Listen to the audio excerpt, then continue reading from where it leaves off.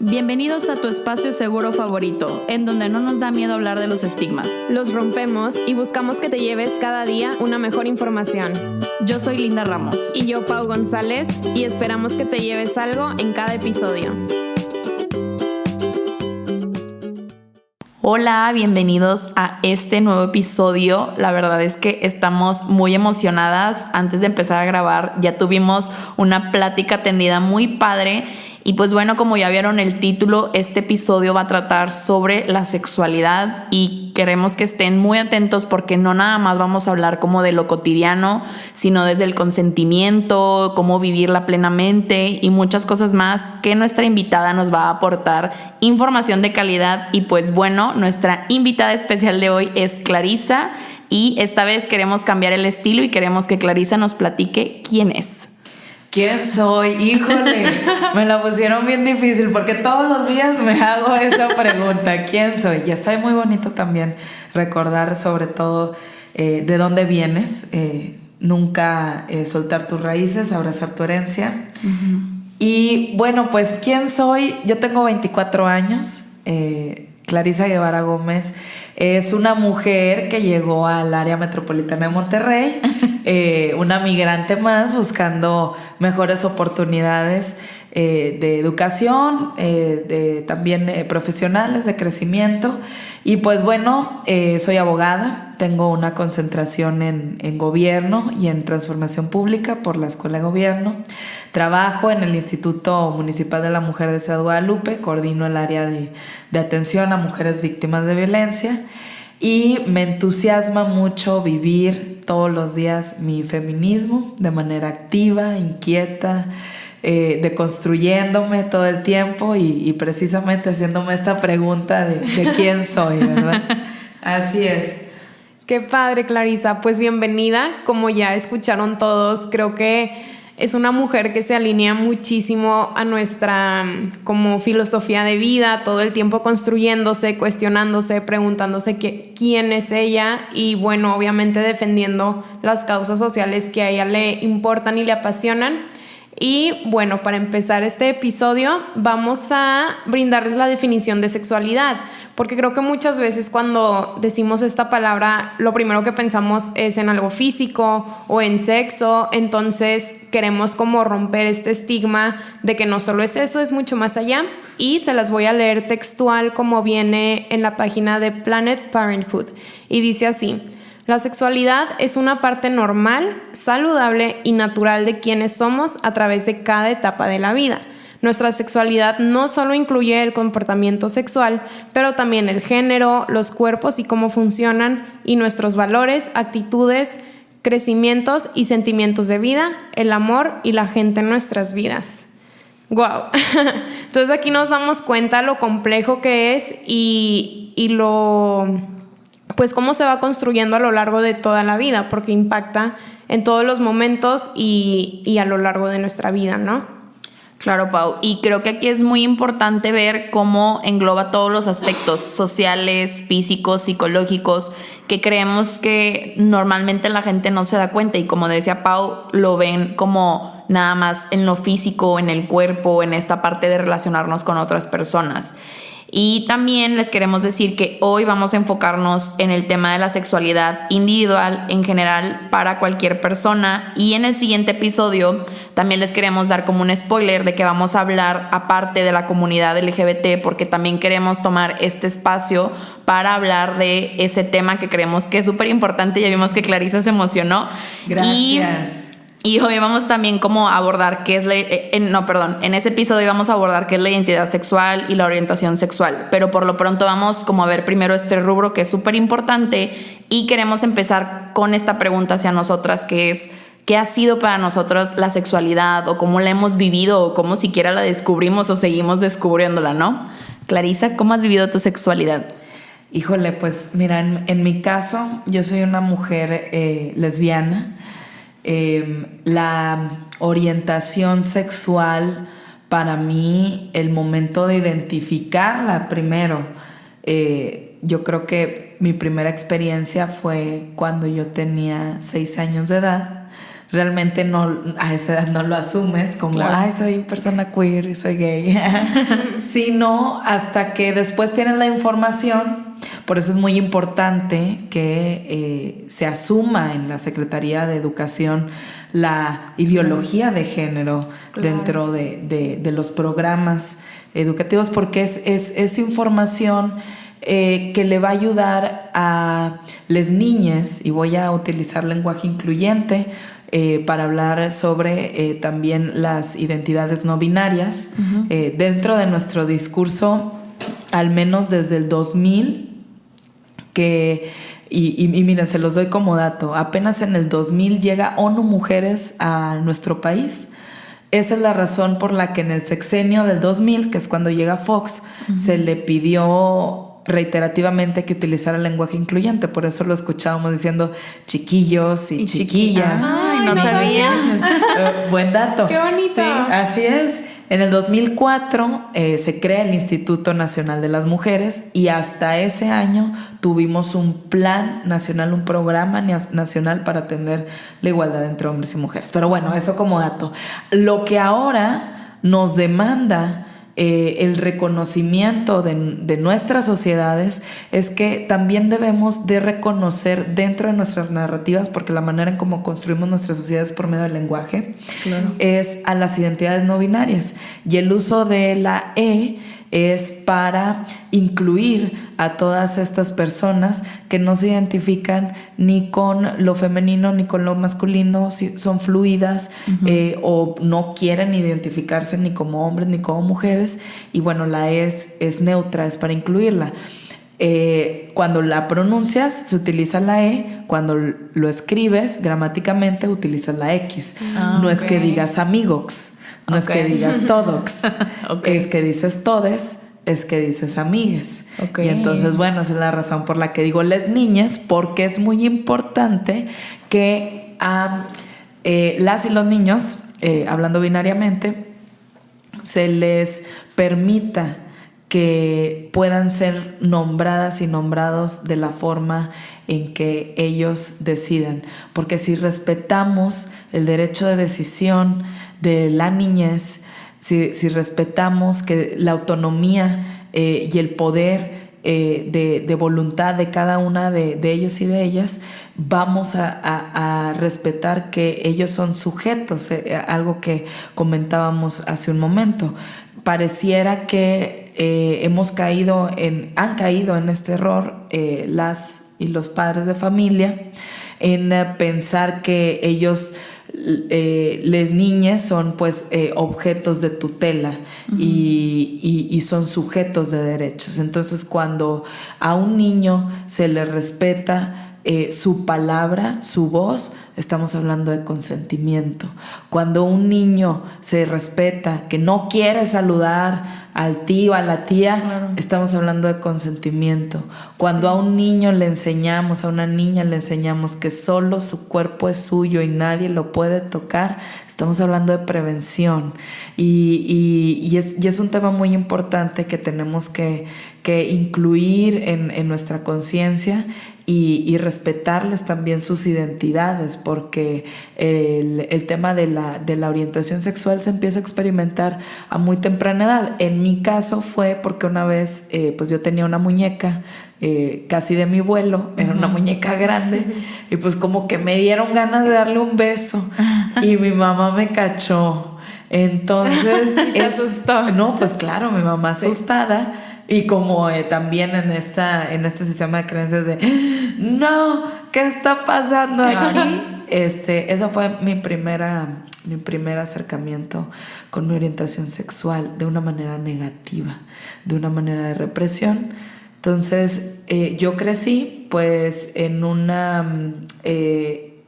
conjunto de factores muy heteronormados, condiciones muy heteronormadas, y mi manera de pensar y mi sistema de creencias muy heteronormado. Entonces, en el momento en que me di cuenta que, oh sorpresa, no soy heterosexual, híjole, fue doloroso. Claro. Lo viví con dolor.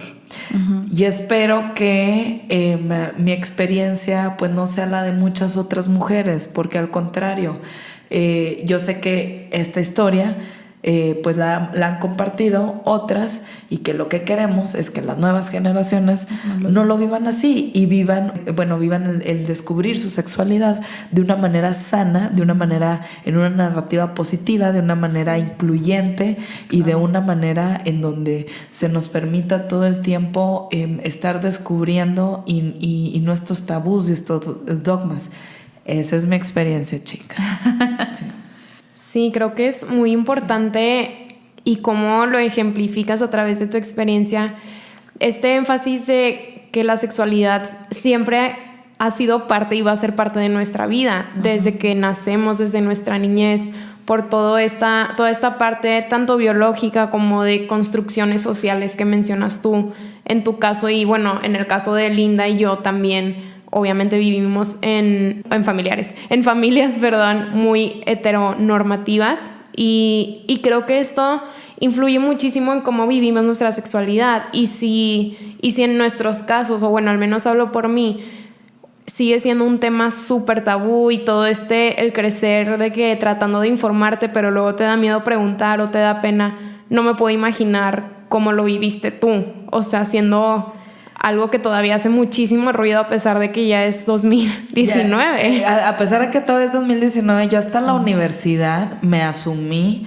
como mujer queer. O sea, antes de universidad yo era heterosexual, pero es un proceso que no debería de existir si tuviéramos esta apertura y porque, a ver, las situaciones que tomamos referentes siempre de modelos de otros países y los formatos de registro de tablas laborales, etcétera, ya incluyen en otros países las identidades no binarias. O sea, este tema de la diversidad, de la inclusión, aquí en México necesitamos acelerarle mucho el paso. Sí, ya vamos muy tarde. Sí, mucho. En muchos aspectos. A mí creo que lo que más me hizo ruido fue esta parte de la prevención y educación. Creo que pues Pau y yo somos muy creyentes de que para prevenir hay que educar. Y en mi caso yo creo que a mí también me pasó, pero en el sentido de que no te enseñan a conocerte, no te enseñan a explorarte, y cuando lo intentas hacer algo está mal. O sea, yo recuerdo que mi papá hace poco, de hecho, lo mencionó como, ay, si es que tú de chiquita como que ahí te andabas tocando y no supimos qué hacer. Y es como, pues digo, no culpo a mis papás, no tuvieron la educación, y digo también, pues el entorno social no ayuda. Pero es como esta parte que yo creo que se vio reflejada en cómo yo antes tenía miedo siquiera o sea, pues de mi cuerpo, de cómo, o sea, yo hasta recuerdo que dormía con brasier porque yo decía, pues no se puede ver mis senos, no se puede ver absolutamente nada. Que después por eso vienen estas campañas de Free the Nipple, ¿no? Ajá, o sea, claro, y justamente ayer llegué a mi casa y vi un tweet de una chava que platicó su experiencia teniendo senos grandes y esta parte de quitarse el brasier, porque dice, no nada más las personas que los tienen pequeños lo pueden hacer. Y que yo lo he vivido, es como, pues sí, se va a notar demasiado. Entonces yo creo que a mí la parte de la sexualidad va muy de la mano con mi crecimiento en el amor propio, en aceptar mi propio cuerpo, en el conocerme, y que está esta parte que también el autoexplorarte es amor propio, e inclusive la masturbación es el amor propio. Entonces yo creo que esto es algo súper importante, y que como también hay una deficiencia de educación sexual, pues viene esta parte en donde, pues en tu caso, Clarisa, a lo mejor no había esta apertura, tu mamá pues no sabía qué hacer, qué hago si mi niña está besando una muñeca, o pues yo qué hago si mi niña se está tocando. Entonces creo que sí, o sea, es como muy difícil, y no culpo a nuestros papás, porque yo sé que también como lo a nuestro alrededor no lo favorece, pero pues yo creo que por algo estamos aquí, ¿no? Yo creo que el compartirlo y la gente escuchándonos va a entender un poquito más estas cosas, y pues viene como esta parte de la prevención, si van a tener hijos, como a lo mejor qué poder hacer, ¿no? Y sobre todo, Linda, lo que hablas en cuanto a la restricción del placer en las mujeres, claro, es que esto viene de todo un sistema, y de por qué no se nos habla a nosotras tampoco sobre los métodos anticonceptivos, claro, varios que existen no se nos habla sobre las formas en cómo podemos expresar nuestra sexualidad. También se nos restringe la manera en cómo la manifestamos, o porque la falda es muy corta, o porque estás enseñando mucho. Bueno, pues entonces, ¿a quién? ¿Para el agrado de quién? Exacto, sí, creo que en mi caso igual. Yo me acuerdo que en mi infancia estaba de moda eso de, bueno, ya fue como en quinto de primaria, creo, que nos mandaban a un taller de sexualidad, que las mamás hacían un grupo y te mandaban de la escuela, entonces como si se lavaran las manos y ya no tienes que tener la plática incómoda con tus papás. Que si te pones en su lugar es como, pues sí, es una forma muy práctica y son temas incómodos, pero bueno, va a ir cambiando todo esto, espero. y sí recuerdo que meramente era una plática de cambios físicos, no involucraban como todo este cambio emocional, lo social, todo lo intelectual, como que iban a cambiar tus formas de pensar, ibas a cambiar, no sé, como esta expresión que tú mencionas, vamos expresando nuestra sexualidad en cómo nos vestimos, cómo nos relacionamos con la gente, o como mencionabas, si yo no quiero saludar a tal tío porque me hace sentir incómoda, eso también es una expresión de cómo yo estoy viviendo mi sexualidad, y creo que justo por esto queremos abrir este tema que es muy amplio, y de hecho nos llegaron como varias sugerencias, creo que lo hemos tocado poco a poco, y uno de lo que me decían mis amigos que habláramos era esta desconexión que ahora vivimos hoy en día en cuanto a la sexualidad, porque como les decíamos al principio, alguien dice la palabra sexualidad y luego pensamos en lo físico o en relaciones sexuales y nos olvidamos de todo lo demás. Entonces, pues bueno, ¿por qué vamos a hablar de sexualidad? Primero que nada, porque es un tema tabú. Es un tema que escuches la palabra y si estás con tu familia te ríes y jajaja y cambias de tema, o te retiras, o si estás viendo una película con tus papás, típico, súper incómodo, y hasta te vas. Cierras los ojos, ya ¿verdad? sé. Como que te duermes. Y bueno, otra razón es porque en general hay mucha desinformación, incluso en personas de nuestra edad o nosotras que estamos muy informadas. Creo que todo el tiempo estamos aprendiendo cosas nuevas, entonces esa es otra razón. Claro, y esto, repitiendo lo que dijimos al principio, parte de la desinformación es esta parte de que va más allá del cuerpo. O sea, la sexualidad incluye emociones, pensamientos, creencias, expectativas y todas estas normas culturales que tenemos a nuestro alrededor, y que aparte es algo que, entre comillas, nos enseñan sin enseñarnos, como esta experiencia que platica Pau, de que pues se lavaron las manos y me mandaron a un taller. A mí me hizo recordar que mi experiencia en sexualidad fue como una plática patrocinada por Saba, y la sexualidad giró en torno a mi menstruación, pero saca a todos los niños del salón porque no es correcto que sepan esto. Sí. Y te topas, por ejemplo, en mi relación actual, mi novio en su vida había visto una toalla femenina, y yo como, a ver, pues tampoco no es como que te estoy enseñando algo de un culto o una bomba, sí. O sea... Y es esto, siempre se ha manifestado a la menstruación como algo sucio, claro, como sí. un proceso antihigiénico, como algo también deplorable. Y bueno, quienes no han visto el documental de El periodo en India, habla precisamente sobre cómo viven las mujeres en la India su menstruación. Las mujeres dejan de ir a la escuela porque están menstruando, aparte porque no tienen las condiciones en los baños para que haya donde depositar estas toallas. No hay suficientes toallas. Algunas mujeres las hacen ellas mismas, y entonces también viven otros procesos de enfermedades que se producen ahí.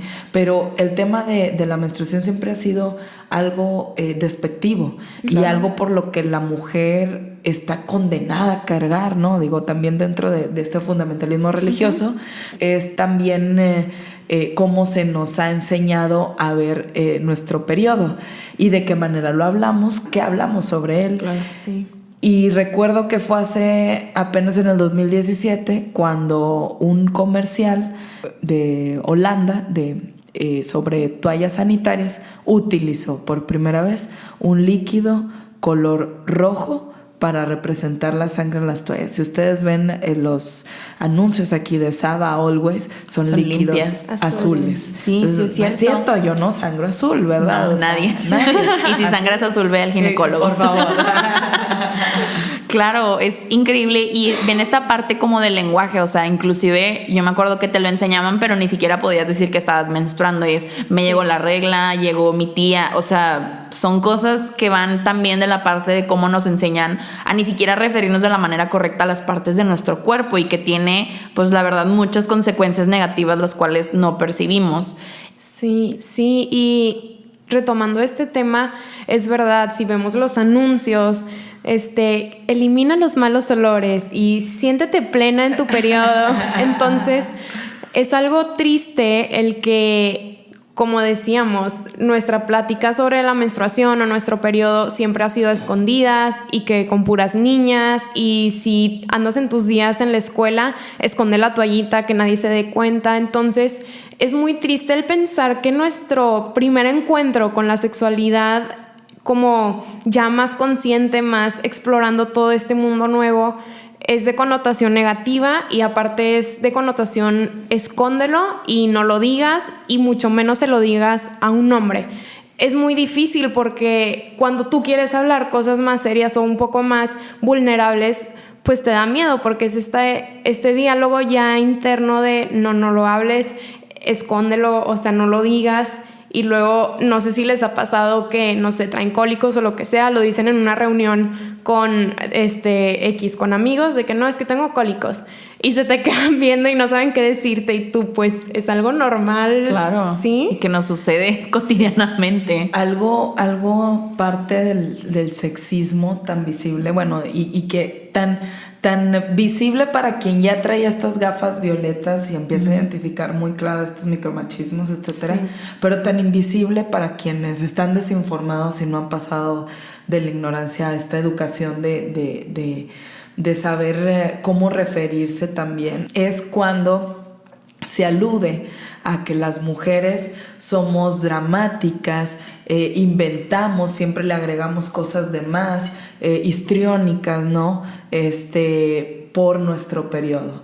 Y entonces la violencia se disfraza porque, ay, no, vieja loca, de seguro lo inventó, yo no lo hice así, de esta manera no fue, claro. Tú porque le quieres exagerar. Y entonces vivimos una cultura de la revictimización, porque realmente no les creemos a las víctimas de violencia, precisamente por estas narrativas en torno al periodo. Fíjense hasta dónde estamos llegando. Sí, que es increíble porque pues la realidad es que la sexualidad pues la vivimos día con día, con cómo nos expresamos, nuestra forma de vestir, cómo nos relacionamos con los demás y con nosotros mismos. Y pues por esto es importante traer esto para hablarlo, porque es algo que siempre va a estar presente, y que como en estos pequeños aspectos, como está lo de la menstruación, se puede ver como esta parte de la desinformación. Yo recuerdo esta parte que decía Clarisa de no la toques porque está menstruando.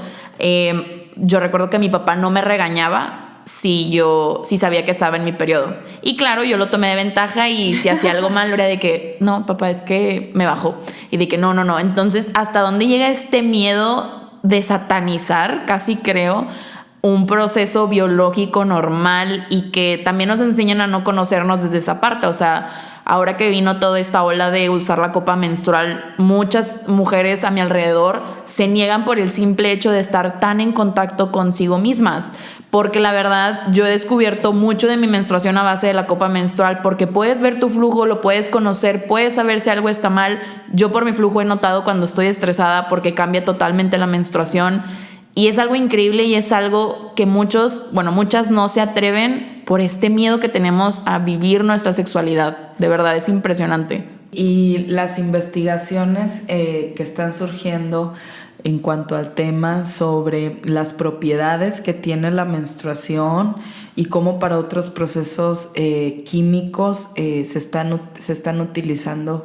Digo, al fin hemos también abierto una puerta para desarrollar líneas de investigación sobre las secreciones que hay en el cuerpo de la mujer. Y son estos temas de los que todavía desconocemos porque habían sido tabú por mucho tiempo. Sí, nos da mucho gusto como que ya haya investigación sobre esto. Y de hecho de esto también les queremos hablar. ¿A qué nos puede ayudar a aprender sobre nuestra sexualidad? Y creo que la principal razón es a conocernos mejor, nuestros cuerpos, nuestros deseos, obviamente como ya les habíamos mencionado, nuestras emociones, nuestras creencias, etcétera, a encontrarnos mejor en las relaciones de pareja, a disfrutar más en las relaciones sexuales, porque como les decía, cuando te conoces también puedes como hacer esta apertura al diálogo y puede ser una mutua respuesta que enriquezca más a la pareja, a conocer más sobre reproducción, maternidad, parentalidad, que esto es tanto para hombres como para mujeres, porque muchas veces pensamos que el tema de maternidad, por ejemplo, es solo de la mujer, o como tú decías, Clarisa, que no se nos enseña a nosotras todo lo de los métodos anticonceptivos, como si fuera más hacia el hombre. Entonces es como irnos informando. Claro, y también dejar estos, porque cuando lo platico mucho con mi red de mujeres que trabajo ahí en el instituto, la mayor parte son mujeres de 30 a 60 años de edad, ya con nietos o hijos mayores, con una experiencia de vida también donde habla mucho de cómo no había una democracia familiar, de cómo las responsabilidades del hogar solamente están adjudicadas a la mujer. Así es. Y escuchas estas oraciones en donde pues expresan muy bien del marido, del esposo, porque les ayuda en las labores del hogar. Cuando hombres, papás, señores de familia, a ustedes les toca, no nos están apoyando ni nos están echando la mano en nada. Estás cumpliendo con tu parte, ¿no? Así es. El aspecto de lo ciudadano también se ejerce dentro de la casa y también es en el espacio de lo privado. ¿Por qué? Porque, como bien decimos nosotras en el feminismo, lo privado, lo personal es político. Lo que pasa adentro de la casa también es político y también le compete al Estado.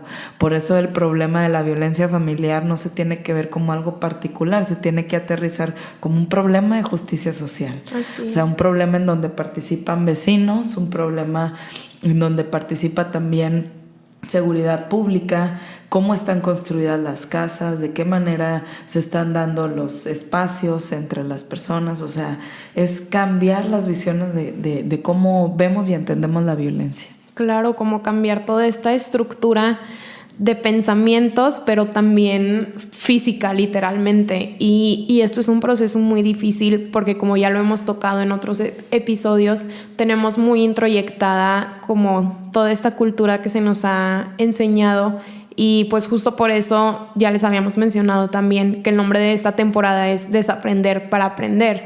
Queremos ir rompiendo todo esto pues erróneo, que no es sano, no es saludable, para poder ir construyendo y aprendiendo todo lo que nos acerca a nuestro bienestar. Sí, bueno, y también parte de aprender sobre nuestra sexualidad, de lo que ya habíamos mencionado, algo muy importante es como lo que viene diciendo Pau, como la parte de la salud, que tiene que ver a cuidarnos a nosotros mismos y evitar riesgos que podrían ser innecesarios si tuviéramos la información, como esta parte de la menstruación. Si pusiéramos más atención a nuestro flujo, sabríamos qué está sucediendo con nuestro cuerpo, cuando estamos ovulando, o también esta parte, no sé, inclusive el acudir al ginecólogo. Yo tengo muchas amigas cercanas que ni siquiera se han ido a hacer un Papá Nicolau y ya son activas sexualmente, y es algo que no lo hacen, ya sea porque no, es que cómo le voy a decir a mi mamá que voy al ginecólogo, o cómo yo voy a ir, no tengo por qué, yo estoy saludable, cuando realmente pues ni siquiera saben qué está sucediendo en su cuerpo. Y va de la mano con saber que pues también se puede disfrutar la sexualidad individualmente. No necesitas tener una pareja para pues vivir una sexualidad plena, para como recibir placer. Esta parte de lo que mencionaba antes, y creo que lo compartí en mi Instagram, que la masturbación es parte del amor propio, y así como hacíamos la pregunta en el amor propio de cómo vas a amar a alguien que no conoces, que era una pregunta hacia cómo te vas a amar a ti si no te conoces, cómo vas a saber cómo te gusta recibir placer y qué es lo que te gusta si tú no lo has explorado y no lo has intentado. Entonces creo que esto es algo como muy muy importante y que se conecta con también empezar a contribuir a mejorar la educación sexual que le estamos dando a tanto niños como niñas, porque a lo mejor pues nosotras nos encontramos en un ámbito privilegiado que al final nos dio la oportunidad de acercarnos a la información que necesitábamos a lo mejor tener desde pequeñas, pero hay mucha gente allá afuera que no la tiene y que lo vemos reflejado en las cifras impresionantes de embarazos adolescentes, de pues toda esta parte, ¿no? O sea, y que, no sé, creo que es increíble, lo hablamos hace rato, pero todavía nos sigue impactando. Y también hace referencia que pueden encontrar muchos lugares en internet que son fiables y que va parte de su criterio de construirlo y ver qué información es correcta e incorrecta. Y todo esto que les hemos platicado lo sacamos de una página que se llama lasexología.com, que nos encantó porque es una página de sexólogos y sexólogas que están ubicados en Madrid, y de hecho en España está muy fuerte todo este tema de la sexología. Entonces si se quieren dar un clavado ahí van a descubrir muchísimas cosas desde la sexualidad hacia uno mismo y hacia los demás. Y pues bueno, también nos queremos hacer esta pregunta de qué sucede cuando no se respeta nuestra sexualidad. Y no sé, creo que es algo muy fuerte, algo que se tiene que hablar, que se ahonda en distintos ámbitos, y que principalmente por eso quisimos invitar a Clarisa para que nos instruyera un poco. Y no sé, Clarisa, ¿qué se te viene a la mente con esta pregunta? Mira, desde el ámbito de la Defensoría de los Derechos Humanos ha sido una conquista de luchas. Ahora con el tema el ejemplo que tenemos del matrimonio igualitario, las personas que pertenecemos a la comunidad, ha sido algo de años atrás. No se ha dado precisamente mediante estados, no a manera, consiguiendo amparos, no a manera federal. Uh-huh. Y a pesar de que existen las figuras jurídicas para defender tus derechos, que aquí voy a abrir como el espacio a la introducción legal, en 2008, en junio de 2008, se da una reforma muy importante. Yo diría la más importante en el tema pues de las causas sociales, que es la reforma a los derechos humanos. Ya hay un cambio de paradigma en la ley, en el título primero, artículo primero de la Constitución mexicana, en donde nos dice que todas las personas de este país, antes decía todos los individuos, ahora reconoce a todas las personas. Hablar de individuo y de persona es humanizar el discurso. Claro. Todas las personas de este país se les reconocerán sus derechos en esta Constitución y en los tratados internacionales. ¿Cuáles fueron los cambios con esta reforma? Que habla de todas las personas. Antes se decía en la Constitución que se otorgaban los derechos, y ahora dice, esta Constitución reconoce. O sea, la Constitución ya no otorga derechos, porque la Constitución reconoce que existen precisamente muchas problemáticas que necesitan de nuevos derechos, y ahorita lo voy a ligar con esta pregunta, que necesitan nuevos derechos para su protección. Y luego añade que todos los derechos reconocidos en esta Constitución y en los tratados internacionales. Entonces, ¿qué quiere decir esto? Que en el tema de derechos humanos, los tratados internacionales y la Constitución están a la par. Y es un gran paradigma, porque entonces lo que me diga la ONU, lo que me diga la UNICEF, lo voy a tener que tomar, porque en el tema de derechos humanos no importa solo los derechos que tengo yo aquí en México, sino también las recomendaciones y los derechos ya reconocidos en los instrumentos internacionales. Por eso es tan importante esta reforma. ¿Y por qué se dio? Precisamente por la vulneración de derechos a la comunidad de personas queer o de personas LGBTQIA+. Resulta que llega a la Suprema Corte de Justicia un caso de una persona que estaba realizando su transición, de una persona trans, y pues quería en el registro civil cambiar su nombre. Y le negaron el acceso a su cambio de identidad precisamente porque su aspecto físico, su apariencia física no coincidía con el nombre que esta persona quería adoptar. Entonces, este caso pues llegó a la Suprema Corte de Justicia y la Suprema Corte de Justicia dice: hay un derecho que no hemos reconocido y este derecho es el derecho al libre desarrollo de la personalidad. Y entonces, a pesar de que este derecho antes no existía, ahora va a existir porque estamos teniendo esta situación. Y esta situación es una vulneración y una violación de derechos y hay que protegerla. Y pues bueno, pero las conquistas que hemos tenido han sido con base a casos, con base a realidades, con base a luchas, a necesidades latentes que ya no podemos soportar, y por eso nos tenemos que pronunciar y por eso nos tenemos que protestar, porque no es justo que yo tenga estas realidades y que sea tan desigual a las realidades que otras personas viven. Esa sería como la parte jurídica. Qué fuerte. Sí, y es muy impactante esto que dices, que ya no podemos soportarlas. Creo que esto, bueno, empatizando muchísimo, es algo muy doloroso. O sea, es esperanzador por un lado, porque ya hay un derecho, wow, que tengo que decir eso. Ya hay un derecho a que tú puedas vivir tu personalidad o el desarrollo de tu personalidad plena.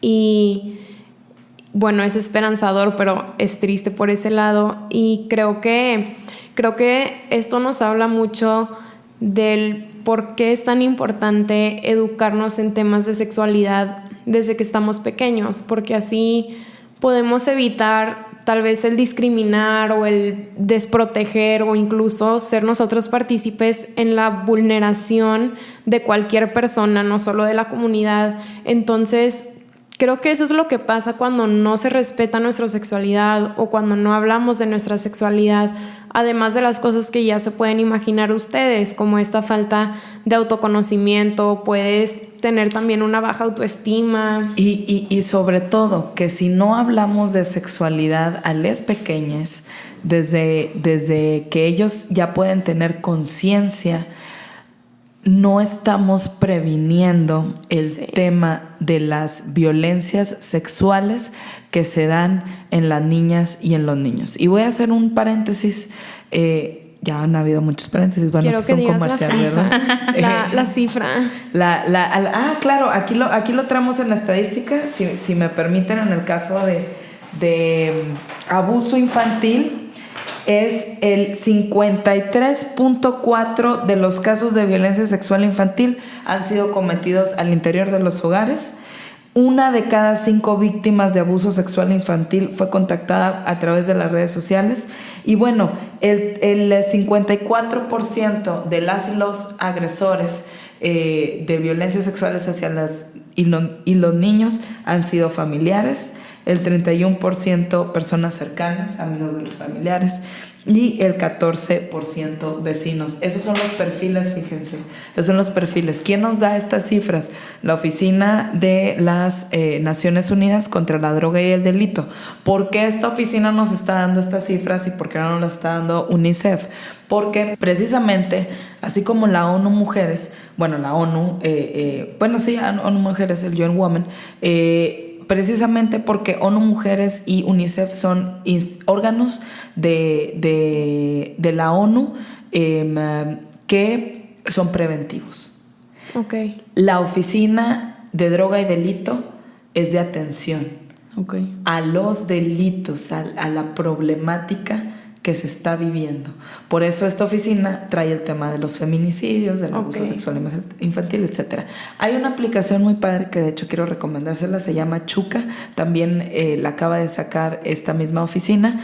Y Chuca es una niña, de hecho, fíjense, esta aplicación, es un videojuego. Chuca es un videojuego que se instala en los celulares. Sabemos que ahora las y los niños de primaria pues ya tienen contacto con un teléfono. Se celular, y pues esta aplicación es un videojuego que se instala en donde Chuca es una blogger que vive en Ciudad de México y que le gusta mucho pues hacer videos en YouTube.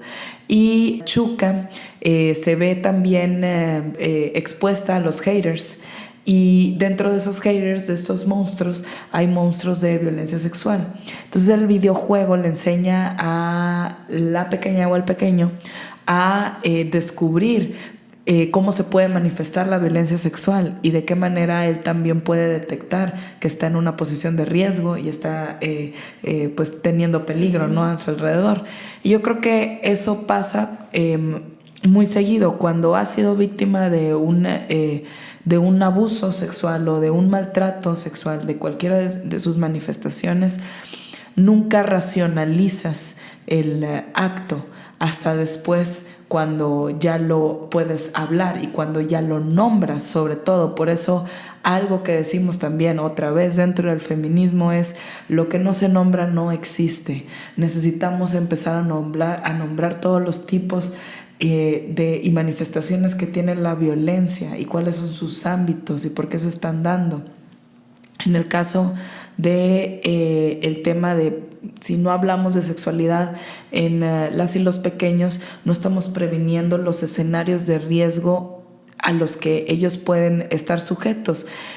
Recordemos que la razón por la que son ellas y ellos vulnerables es precisamente por su condición de indefensión. Por eso las y los niños es el derecho, el derecho mayor tutelado es la vida.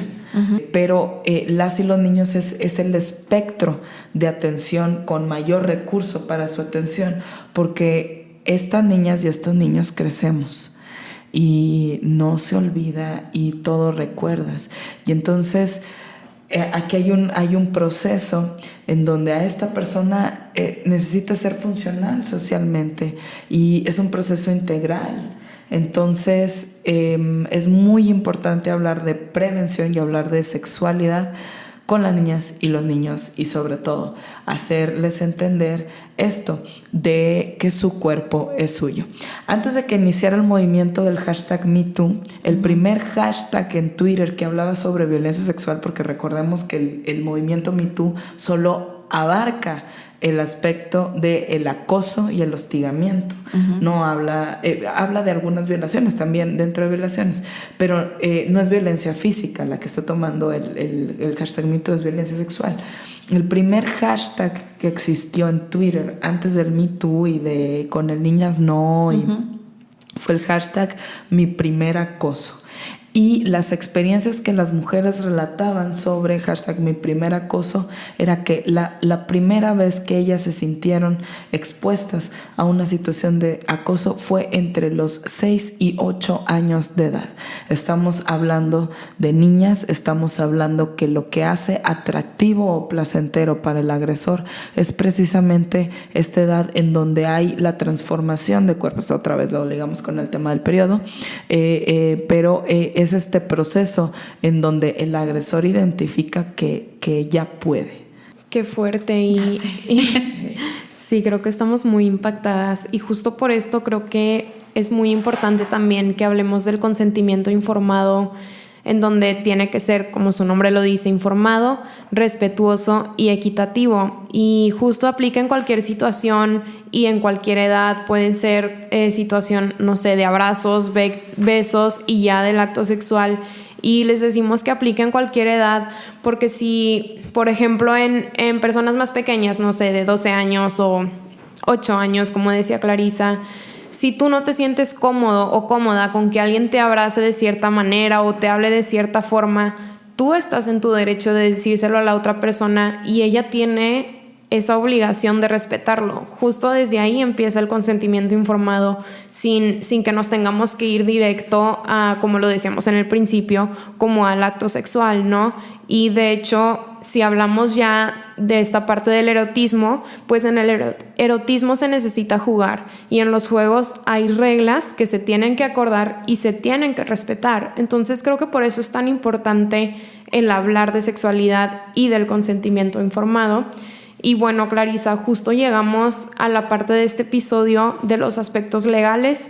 Nos gustaría que nos compartieras, no sé, qué hacer si yo identifico una situación de abuso, a dónde podría acudir, tú que estás tan inmersa en todo este mundo y nosotras que somos tan ajenas, pues no sé, nos gustaría que nos compartieras.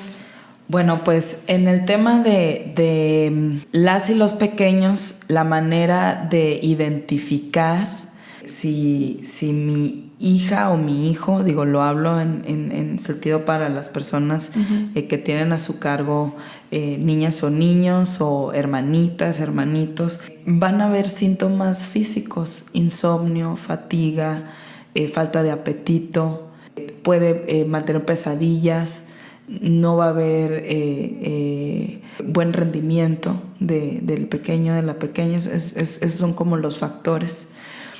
Cuando la situación se ha vivido en una persona adolescente, adulta, pues identificarlo es todavía un poco, difícil, al menos que ella o él te lo cuente. Entonces, tú como acompañante, lo que debes de hacer es, primer paso, creerle, que tu narrativa no sea interrogatoria. ¿Segura? Así pasó. Pero a ver, ¿hubo penetración? No, ¿qué importa? Créele. Como ella te lo esté diciendo, créelo. Porque la credibilidad es el factor para poder derrocar o inhabilitar a la revictimización, ¿no? Entonces, ¿qué haces después? ¿A qué instancias acudes? ¿A dónde la llevas? Lo importante sería que pudiéramos tener una denuncia. Acordémonos que presentar una denuncia no quiere decir que vamos a continuar un proceso judicial. Presentar una denuncia es que haya un registro contra esa persona que se cometió el acto. Si él quiere defenderse, pues adelante, que se inicie el proceso judicial.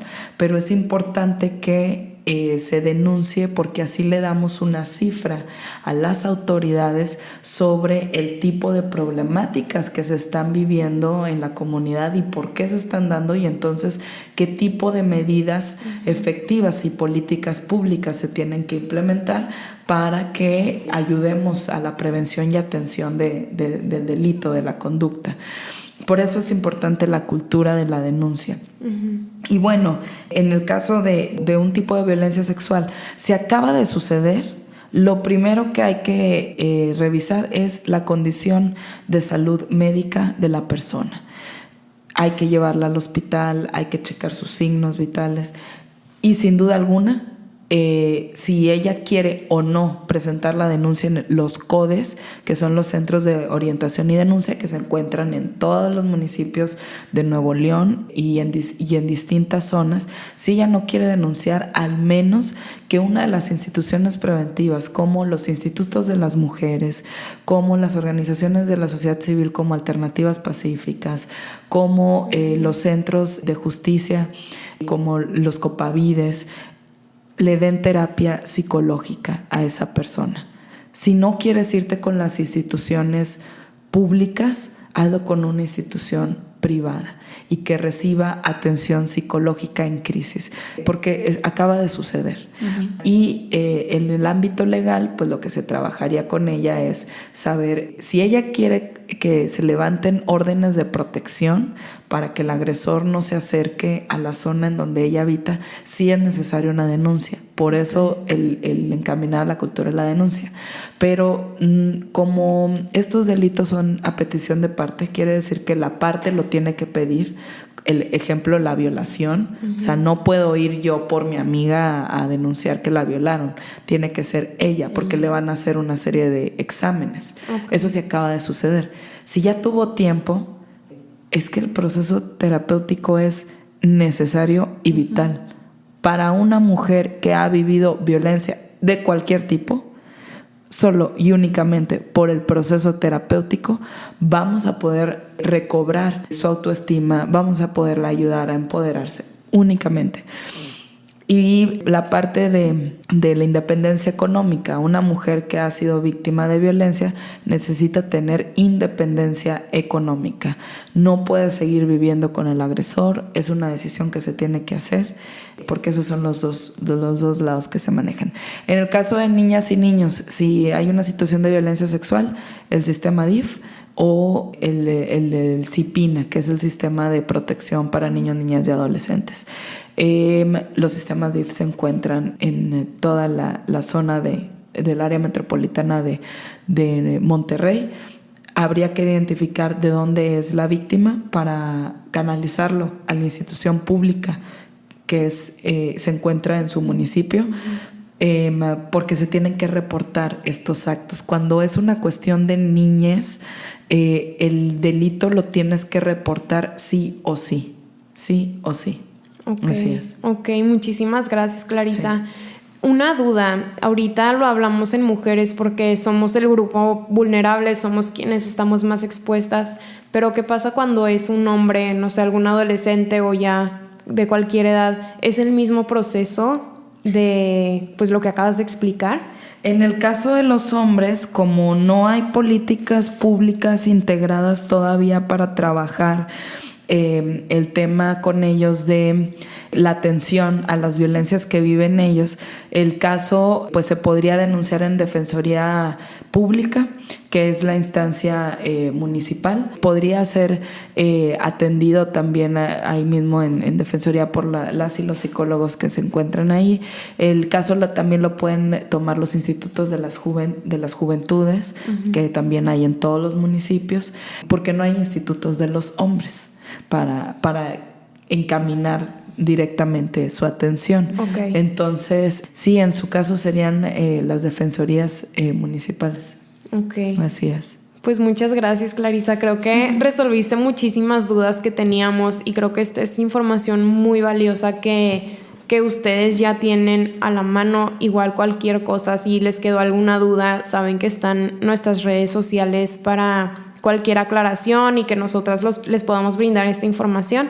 Como siempre les decimos en este podcast, nosotras somos como este canal de comunicación, no somos expertas y no queremos que este episodio sea como una psicoterapia, como menciona Clarisa, es fundamental y como siempre les decimos nosotras, Linda y yo, es indispensable que cada quien acuda a su proceso terapéutico si es que está atravesando por algún problema, situación, circunstancia o en este caso algún problema en cuanto a la sexualidad. Y bueno, pues ya para cerrar queríamos hacer la pregunta de todos los episodios.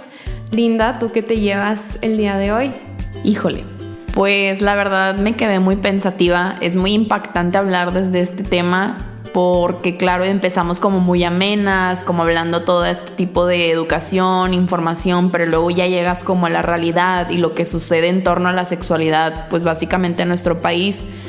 Y pues sí impacta y sí creo que queda pues como mucho trabajo por hacer. Yo te admiro mucho, Clarisa, yo siempre estoy al pendiente de tus redes sociales porque me encanta ver todo lo que haces en torno a esto, todo tu trabajo y también tu propio crecimiento personal, que era algo que comentábamos Pau y yo hace rato.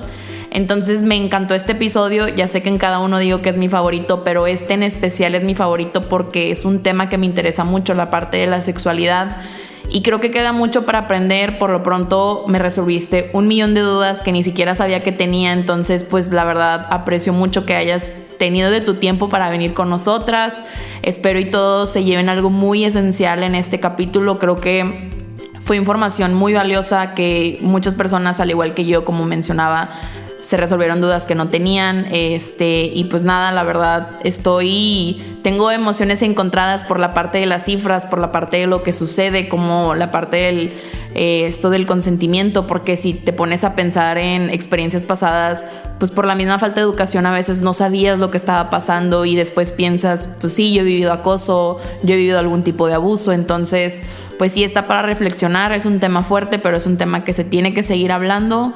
Y pues nada, creo que me llevo pues esta parte de agradecimiento, como te digo, Clarisa, y pues también estar aquí con Pau y tener como esta plataforma para platicarlo. Creo que es lo que más me llevo. ¿Y tú, Pau, qué te llevas? Wow, igual que tú, Linda, me llevo muchos sentimientos encontrados. Creo que es un tema que a mí me gusta mucho informarme, pero no sé, hace mucho que no leía tantas cifras como las escuchamos el día de hoy y creo que pues me llevo como estos dos sentimientos de pues tristeza, pero también como o sea, siembra en ti esta semilla de pues tenemos que seguir luchando, esta como cultura de educación, esta cultura del hablarlo. Creo que es algo que tenemos que seguir como promoviendo y pues igual me llevo mucho agradecimiento de tu parte, Clarisa. Creo que pues desde que te conozco, no me acuerdo qué clase llevamos juntas, de seguro alguna de medios o algo así. Como que siempre te he visto pues hacia arriba, eres una mujer que estudia, se prepara, defiende lo que cree y esas creencias no son simplemente como ideologías o creencias que se nos plantean, ¿no? Que crecemos con ellas y no nos cuestionamos, al contrario. Creo que eres una mujer que se cuestiona, que lucha, se informa, busca informar a los demás y no sé, pues es muy enriquecedor como que compartas toda esta parte de tu persona que tanto admiramos de ti y pues nada, ustedes los invito a seguirla porque de verdad es una mujer que transmite este empoderamiento y bueno, Clarisa, ya para cerrar con broche de oro, como siempre digo, ¿tú qué te llevas el día de hoy? Agradecimiento sin duda alguna a ambas. Como les digo, no paren. Poder, fuerza, resiliencia, sororidad. Sin duda alguna sería una profesión de fe. A trabajar por las niñas, a que mi proceso de perdón sea con ellas, a que el empoderamiento sea algo genealógico y que lo que yo sepa pueda transmitírselo para que ellas nunca estén en donde yo algún momento estuve y me sentí indefensa. Entonces, esta sororidad que estamos nosotras generando, que también venga acompañada de todas estas nuevas generaciones, que tengo toda mi fe a que vamos a dominar el mundo, porque ya lo estamos haciendo. Y parte de ese dominio, de ese poder que estamos teniendo es por medio de las redes sociales, es visibilizando las diferentes voces de todas las mujeres, porque no todas somos iguales, ¿verdad? Así es, pues nos llevamos muchísimo, como ya escucharon, esperamos que ustedes también se hayan llevado muchísimo de este episodio. Agradecemos nuevamente a Clarisa y pues les recordamos seguirnos en nuestras redes sociales, @yquetellevas. Y Clarisa, recuérdanos tu red social para que la gente que nos escucha te siga. Por favor, miren, en Facebook estoy como Clarisa Guevara, Clarisa con doble S, y en Instagram como Clarisa Guevara. La verdad es que el Twitter lo tengo muy ahí polveado, casi no lo uso, pero ya lo voy a reactivar. Entonces también como Clarisa Guevara, ahí están mis redes, y al contrario, pues en lo que las pueda ayudar siempre. Muchísimas gracias y pues bueno, recuerden compartirnos qué se llevan y estén al pendiente de los siguientes episodios. Gracias. Bye bye.